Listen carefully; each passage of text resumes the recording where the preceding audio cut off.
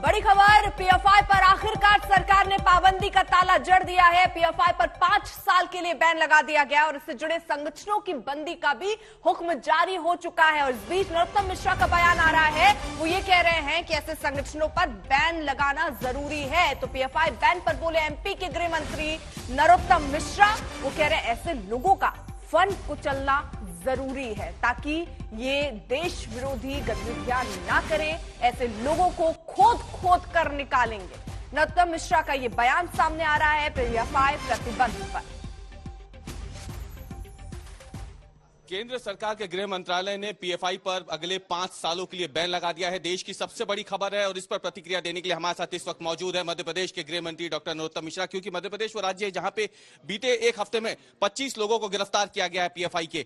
तो इस कदम को कैसे देखते हैं आप? स्वागत योग्य कदम है केंद्र सरकार का। माननीय प्रधानमंत्री जी, माननीय अमित शाह जी का आभार कि जिन्होंने राष्ट्र विरोधी गतिविधियों में संलग्न पीएफआई संगठन पर प्रतिबंध लगाया।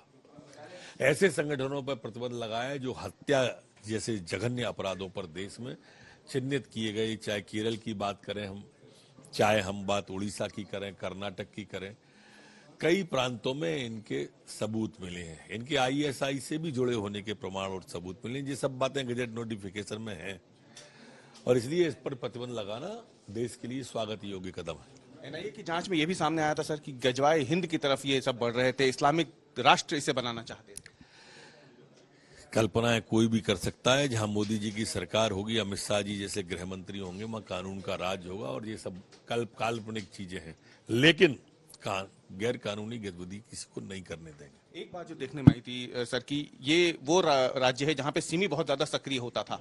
सिमी पूरी तरीके से यहाँ खत्म हुआ, लेकिन ज्यादातर सिमी के ही सदस्य जो हैं वो इसके फाउंडिंग मेंबर्स के तौर पे भी देखे गए पीएफआई। देखिए, ये जैसे सिमी इतिहास की वस्तु बन गया है, जैसे पीएफआई इतिहास की वस्तु बनेगा।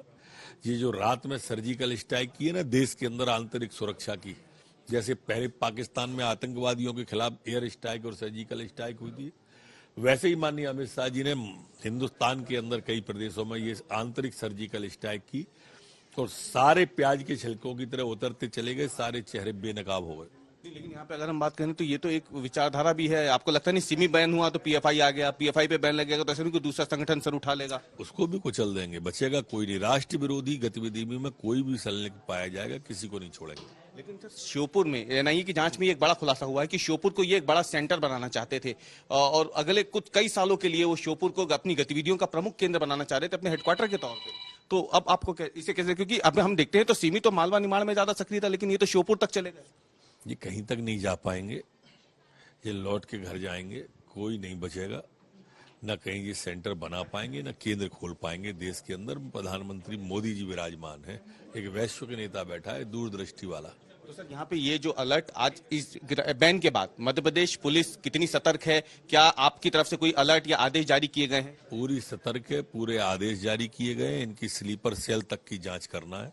जितनी स्लीपर सेल होंगी उनको भी नहीं छोड़ेंगे, उनको भी पकड़ेंगे। इस पर शक है सर आपको? ये तो गंभीर आरोप है, आप गृह मंत्री हैं, स्लीपर सेल। हाँ, गंभीर आरोप लगा रहा हूं मैं कि जांच के अंदर जितने भी इनकी स्लीपर सेलें आती जाएंगी, जो 25 लोग हिरासत में पूछताछ में जो निकलते जाएंगे, सब पर कार्रवाई करेंगे। दिग्विजय सिंह जो हैं उन्होंने 2 दिन पहले ये बयान दिया था कि आप लोग पीएफआई पे इन सब पे तो कार्रवाई करते हैं, लेकिन बैन अगर पीएफआई पे लगता है तो आरएसएस और वीएचपी पे भी बैन लगना चाहिए। जैसे हम गर्व से कह सकते हैं कि हम आरएसएस के सदस्य हैं, क्या दिग्विजय सिंह कह सकते हैं वो पीएफआई के सदस्य हैं? वो तो कांग्रेस में सर।